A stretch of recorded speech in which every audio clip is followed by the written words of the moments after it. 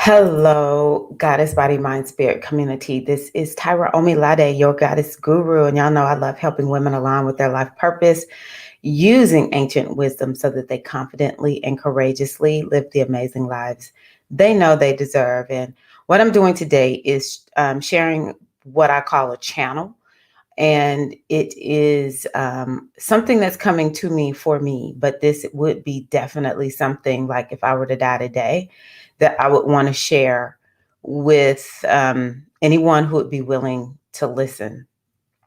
And so I don't exactly know the exact flow of how this is going to go. Didn't mean to rhyme there, but I just have to sort of let it come out the way that I feel it. And so one of the things that I want to share is it kind of goes to why I say it's so important to know your cycles. I only teach what I know, what I live. And I say this because I know that I'm in two major astrological transits. One transit has to do with dissolution, and the other one has to do with radical change. There's actually three that's happening. And if I could tell you that this is one of the most profoundly life altering, shifting times for me, wow, I don't even have the words. And all I can say is I give thanks that it is happening in a way that I can handle, and it makes me I've been able to put myself in receptivity. And part of the reason I'm able to put myself in receptivity of this shift that's happening within me is because I know my cycles. And so one of the things that I am feeling this morning, and it's just been around me for a number of months, is just feeling like, is this my time to die? I don't know why I feel that way. I have no life threatening illnesses. To my knowledge, nobody is after me that would make me think, someone might try to kill me or whatever. It's not fear of death, actually.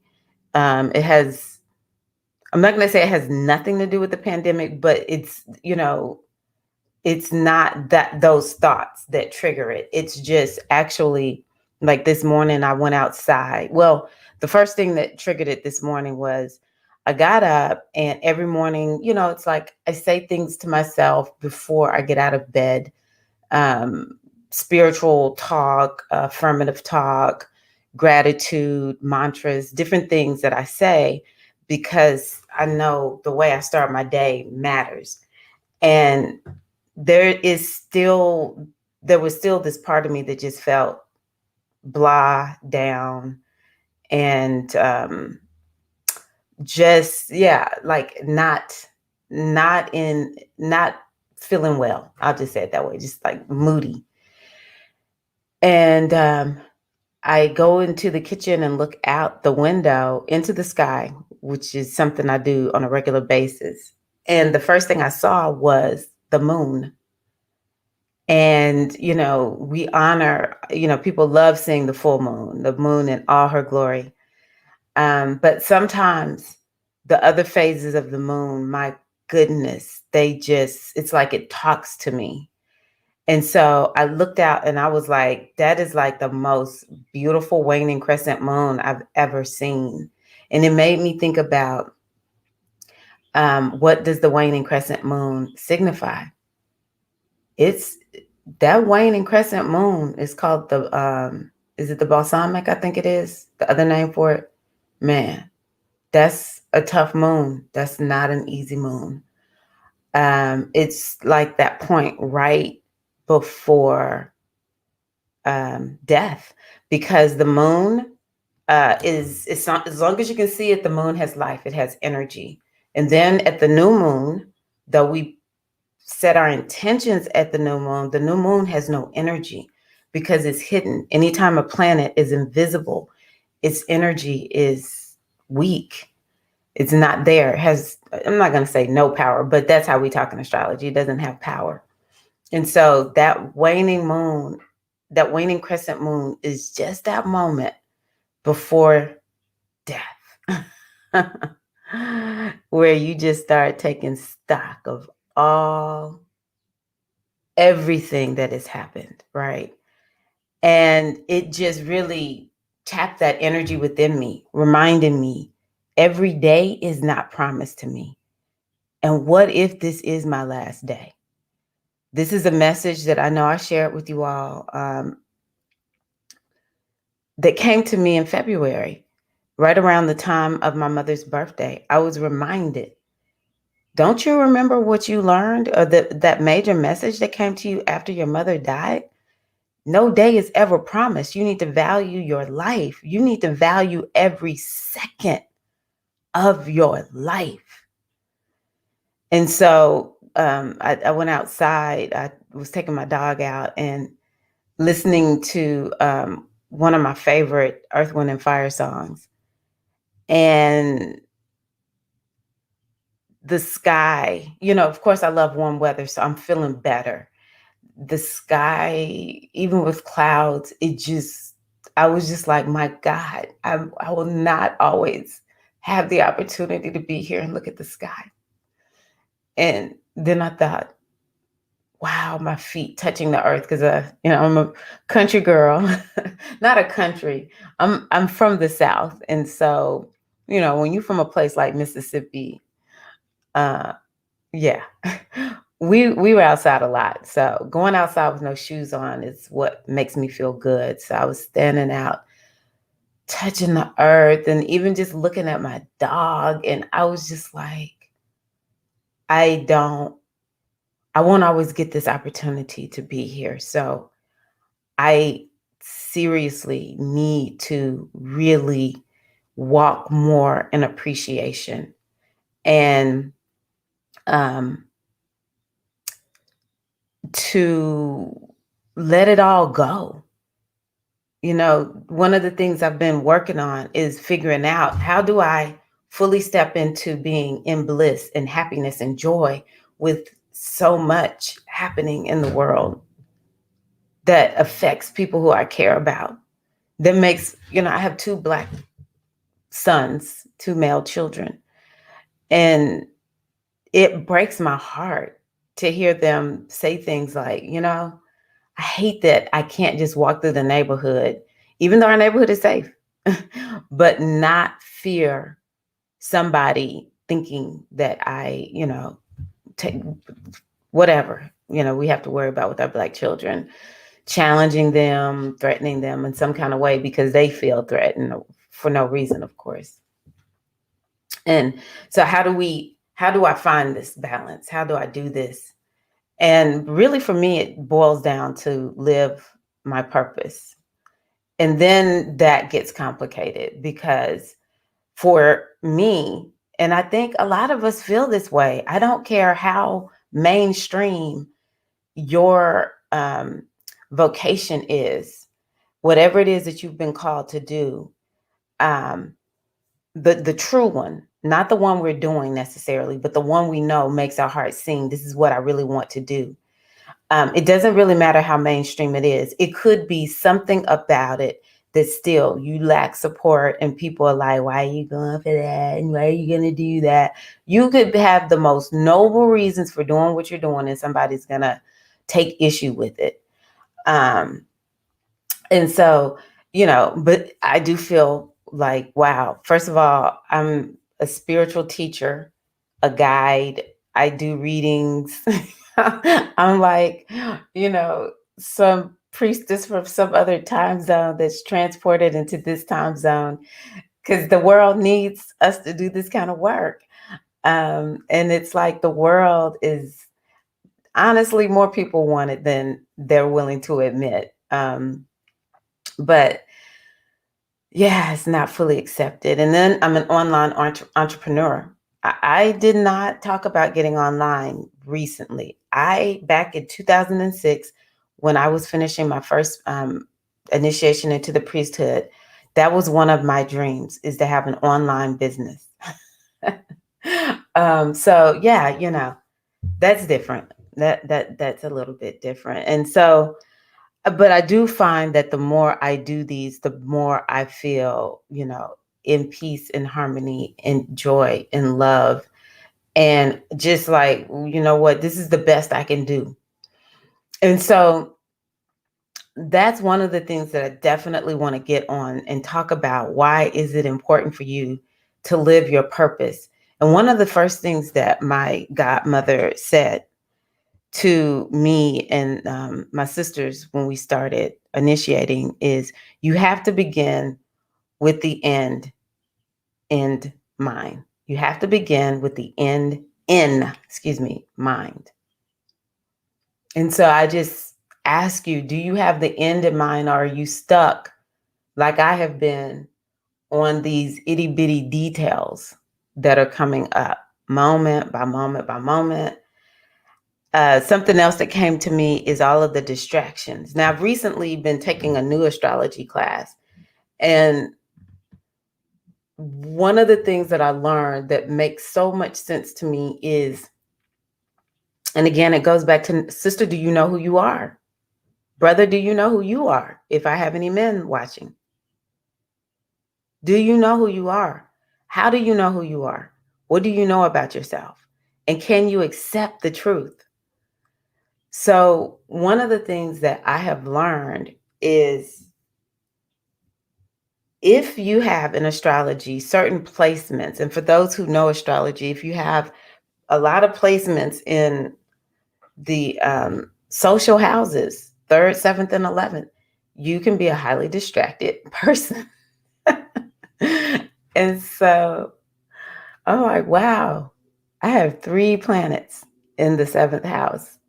And so it just made me like, okay, I get it. I get it. Okay. I see now how I get so distracted.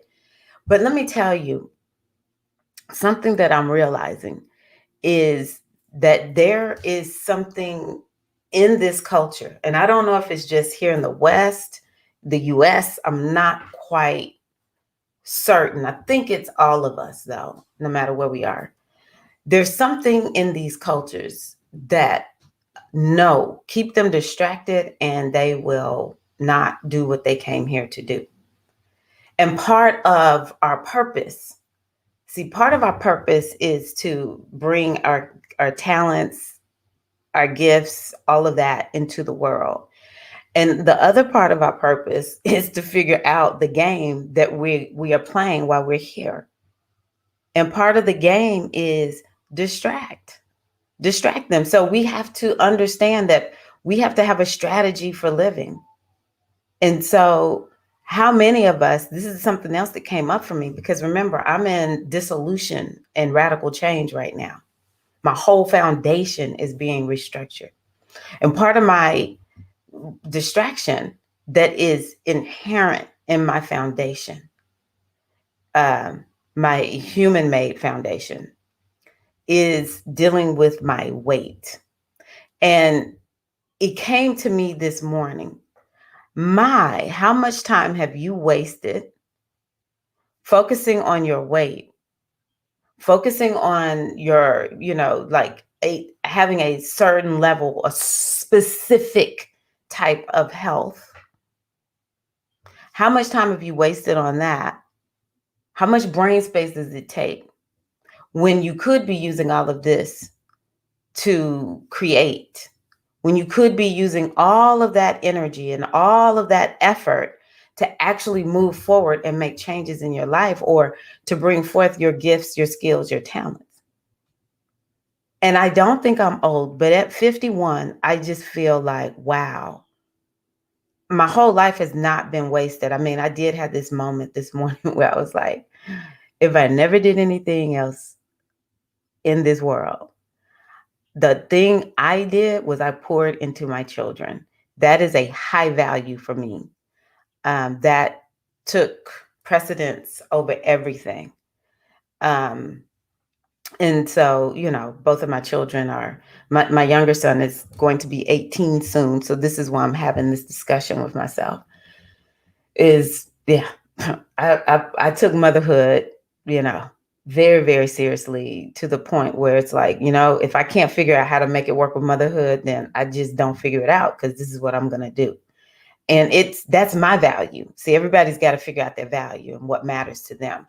Not everybody's even called to, give birth. Maybe you adopt, and those are the children that you are focused on. Or maybe you don't adopt, you don't have your own children, but you placed a high value on something that you poured yourself into. And so, yeah, I don't knock myself. I don't feel like I've not made any contributions. But what I will say is, how much more could I have gotten done sooner? And it's not about a race. It's just about, wow, I really have, now that I can see it for what it really is, wasted so much time being concerned about stuff. And it was just a classic example of distraction. And some of it is my chart. And then some of it, of course, is the society that we live in. And I wonder, for you, how much has society caused you to be distracted? Because we have been programmed to believe that, certain things are important, certain ways of being important. And that's what we're living our life for. We're living our life for that. We're living our life for it. It may not be weight for you. There's a lot of people I know, they don't even think about their weight. They just naturally have, uh, you know, they're naturally okay with their bodies and their size and all of that. Um, and so, but what is it for you though?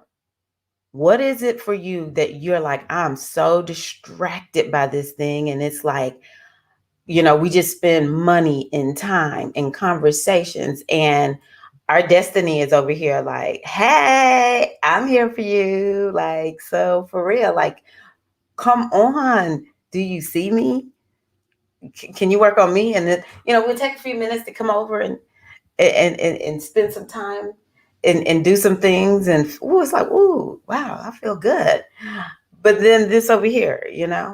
So as I continue to, make this journey, this trek that I have called the life of Tyra, um, these are things that are coming up for me. And I believe that part of this is coming up for me because of the fact that I'm moving into a new phase of life. Children are no longer going to be minors. And it's time for me to figure out, what am I going to do? But I really want to make sure that I am moving into this second phase of life. Well, maybe not second, but this next phase of life more deliberately, because I'm beginning with the end in mind. And the end in mind, going back to this example that I've used regarding my weight, is just appreciating the body. That's something I plan on focusing on during Taurus season. The one aspect of myself, or the thing in my life that has been with me no matter where I go, is this earth suit. And I can see why, I have placed so much emphasis and focus on it, but it's not from the right vantage point. Now it's like, wow.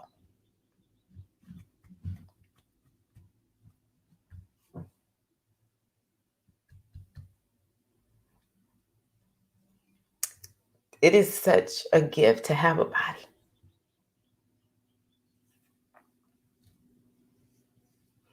It's a gift to have a body and be able to come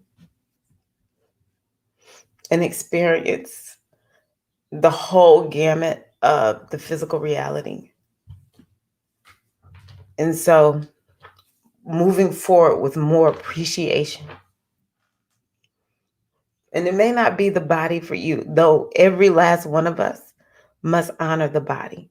We must honor the body. And we honor the body through appreciation. not through what, the world places values. So, for instance, one of the things that I have had to get myself out of is feeling like I have to eat a particular diet. Now, actually, I haven't been like this for a long time, but it is still, there's so much judgment. I'm not quite sure why. I cannot figure out, other than it's again part of this society. It's like, oh, um, you know, make sure that you can keep them all fighting each other over diets. And when I say diets, I mean, styles of eating. This is, a divide and conquer strategy that I'm like, wow, and we can think of so many different divide and conquer strategies that are used and that we all fall for. I mean, I'm not going to even lie. It is really challenging to be in a body and to keep the mind and the spirit and the soul also as guiding lights, right? And when I say the mind, I mean being connected to the universal mind, because we have that part of our mind that is like a runaway train. It's like part of the egoic mind, egoic self or whatever. And I honor that part of myself too. But to appreciate the body, I remember Yanla, she called it the body temple. To appreciate the body temple. And it pains me. Just take from my example, because this may not be you, but you've got to think about what this means in your life. How many of us we escape perhaps moving in the direction of what we want to do? It's like so much that we do to the body. And this body is our temple that houses our soul. Our soul is, it's like no real words that can describe the depth and the beautiful essence that the soul holds. And here, this is what houses it. And so, moving forward with appreciation of the body. Every day the body reminds us, I don't have forever. We just think about our cars. We know we're going to get a certain amount of time out of our vehicles. And we want to get the maximum amount of time and have the best experience that we can have. But we know eventually you're going to have to go get a new car. You're going to have to go get a new car. And so this is what will happen. This vehicle that we are riding in this physical reality, it's such a beautiful thing. And I just reject and rebuke what was taught to us as children, at least in the, Christian tradition, of how evil and vile it is, the fleshly desires and stuff like that. Your flesh is going to lead you to hell. I rebuke that and I reject that for you and for me. And so we give thanks for the body. We give thanks for letting the body remind us that no day is promised to us. There's not one day that is guaranteed that we consciously know. We know we're going to check out of here. That's one thing that is for sure. But we don't really know. And so it is so important to just make sure that we are living our purpose. And so the last thing that I'm going to say is I find it fascinating. Last week, there's some song that Michael Jackson sang. I was like a huge Michael Jackson fan when I was a little girl and a teenager. But I don't remember what this song is. I started looking through videos to see if I could find this song by Michael Jackson. Now we're in the season of Aries, which is a season of creativity, high creativity. And Aries is also masculine. So I just have been looking at male artists here lately. Typically, I'm all about the women. I'm just like pulling up every video because it's like I just love studying women from the olden days, and I love hearing the women now who are doing their art. But for some reason, yeah, Michael Jackson really kicked it off for me last week. And in looking for this song, I thought it was so fascinating that I finally got to see Michael Jackson for who and what he really is as an artist. You know, I don't want to really go into the personal piece because at the end of the day, this man brought forth his gifts. And I said, this man, even with all of his flaws and the things about him that were quirky and like, I don't know about that. This man had a connection to this universal energy of creativity. And I was like, I'm just looking at a video. I'm just looking at a video of him. And then to listen to these songs and to listen to the way he sang, I'm like, this man was tapped into universal creativity in a way that all of us need to understand we can do that too.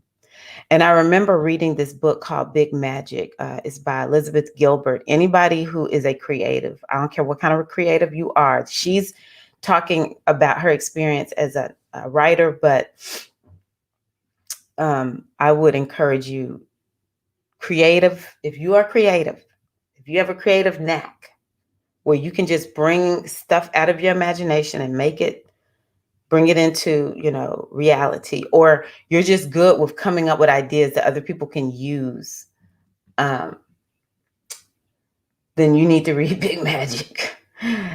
What she talked about in this book was there was this story that said Michael Jackson had contacted one of his managers or something like that in the middle of the night. Maybe it was like 1, 2 o'clock in the morning, and was like, we've got to go to the studio right now. And the man was like, Michael, it's 1 o'clock in the morning. Why do we need to go to the studio? Are you kidding me? And Michael Jackson said something to the effect of, he had just gotten this download of a song, and if he didn't go right then and record the song, then Prince was going to get it. Which, of course, we know Prince was the exact same way. This is why their music is so like timeless, and it's going to be around forever, and they have left an impression on us. It is because they were open to this creative energy. And then I watched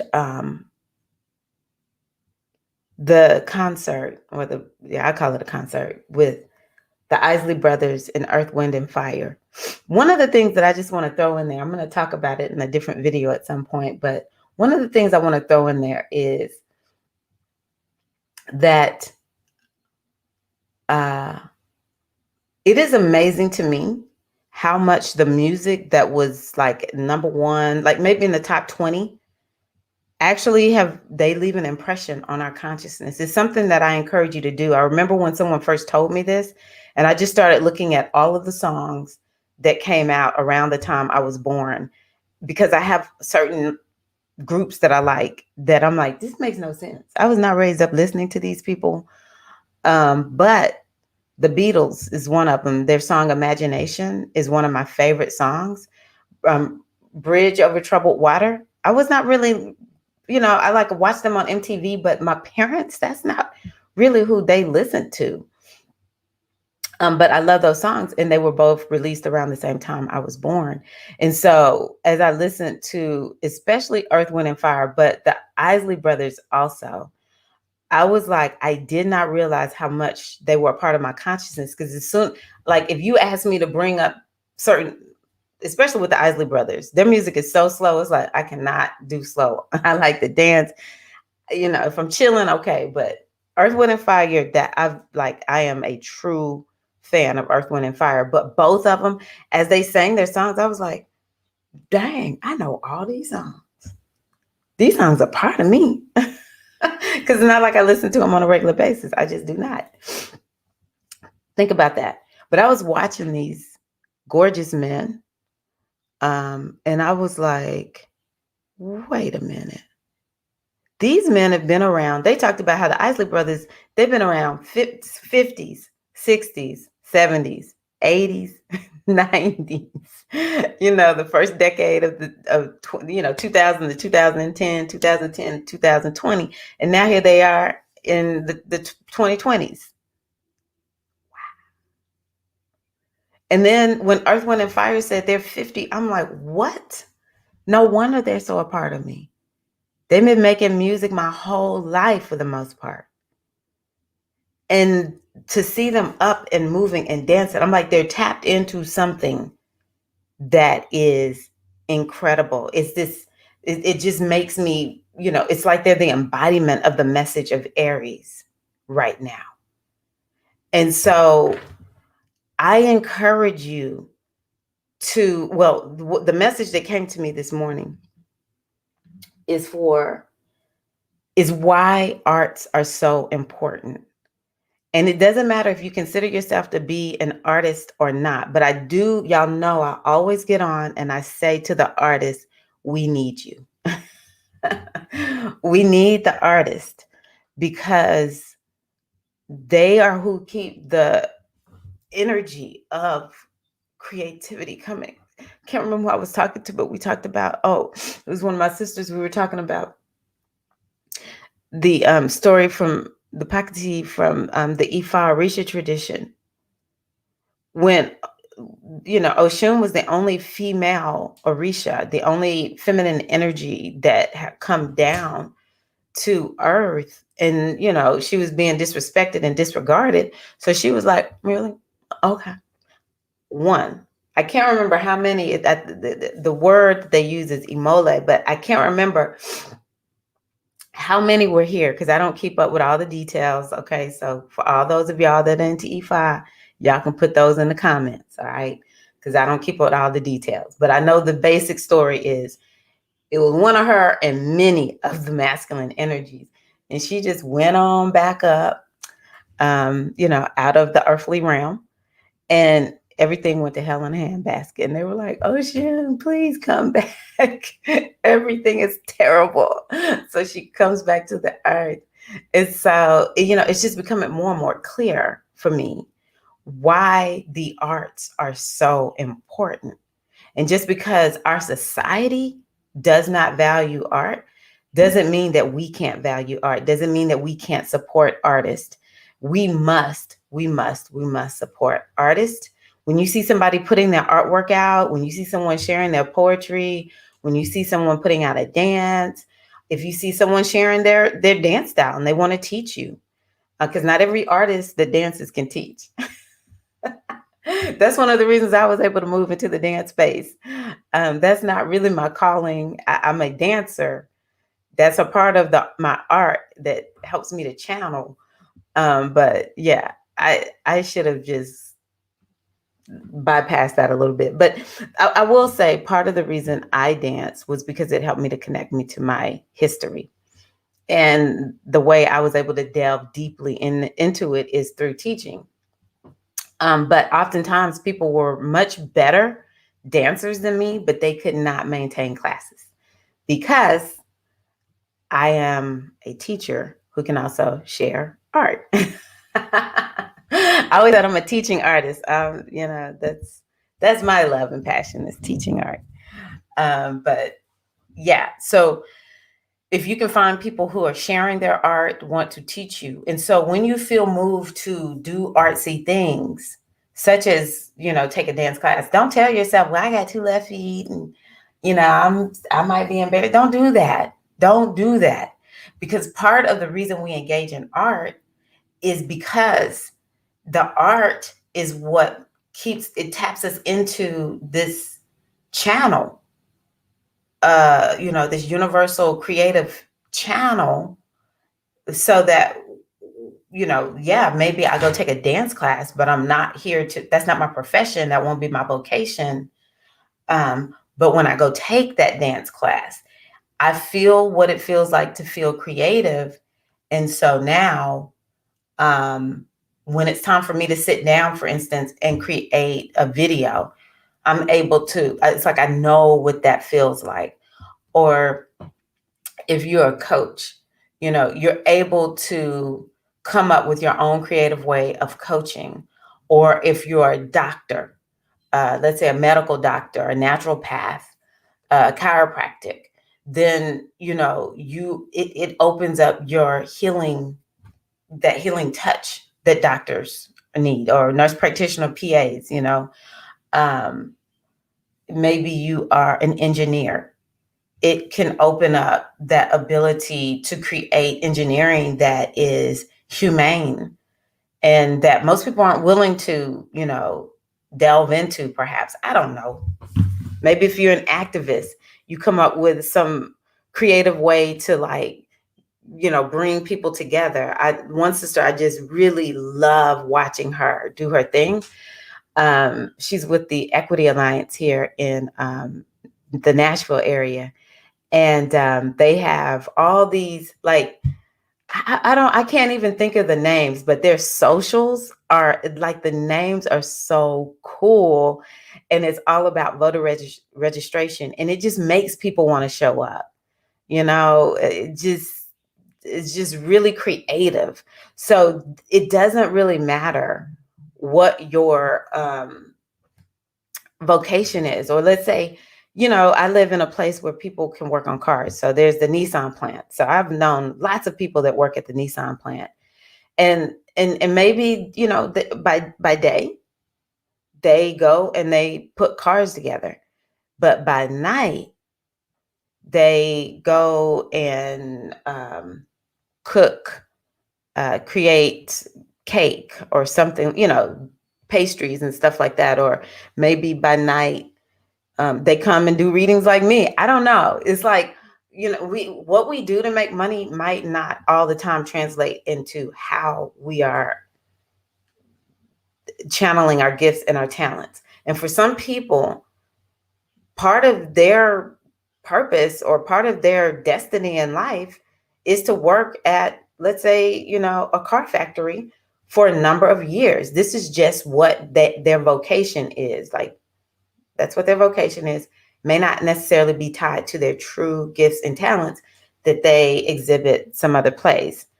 Last little example I'll give, because I thought it was so fascinating. I had to go to Advanced Auto Parts one time, and I just got in a conversation with the gentleman, and he was like, yeah, I work at this place just because I really like cars. He said, but my real passion is taking cars, maybe classic cars or something like that need to be refurbished. And that's what he does. Something like that. I can't remember. I just thought it was so fascinating that here he is working retail, but his true passion, and it was adjacent to his true passion, was putting these cars together. So let's see here. Is there anything else I wanted to give to you all today? So yeah, I'll probably make another video where I talk a little bit more about this transit, in hopes that you all will take the time to understand your transits also. And so yeah, the takeaway from this video would be, know your cycles so that you can appreciate what's there. Appreciate life. Appreciate the body. I guess the other thing would be to live according to your true guidance, your inner guidance. to counter what's in the world. And also the importance of art and tapping into art. And, I just really want all of us to die saying, you know what? I'm okay with that lifetime. Begin with the end in mind. Begin with the end in mind. See yourself at this waning crescent moon, lying there. The body is now a corpse.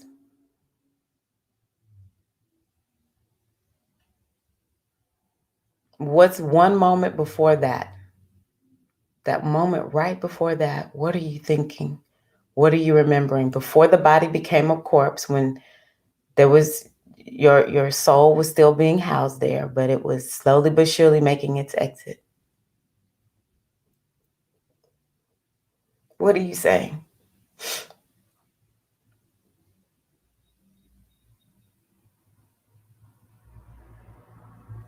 And then the moment before that, maybe a few months before that, a few weeks, what are you saying? Another way to say this is, if you knew you had 6 months, that's it. 6 months. How differently would you do your life? How differently would you live your life? How differently would you think? And all of this is leading to this beautiful new moon in Aries, where we can rebirth ourselves officially with nature, with what nature is doing. And perhaps we can say to ourselves, this is something I've been working on with the ladies in my inner circle. It is now April 7th, 2022. And I hear, see, feel, fill in the blank regarding your goals and your intentions for 2021. Hope that this is helpful to you in some way. Thank you so much for watching, for being a part of the Goddess Body Mind Spirit community. And I'll see you in the next video.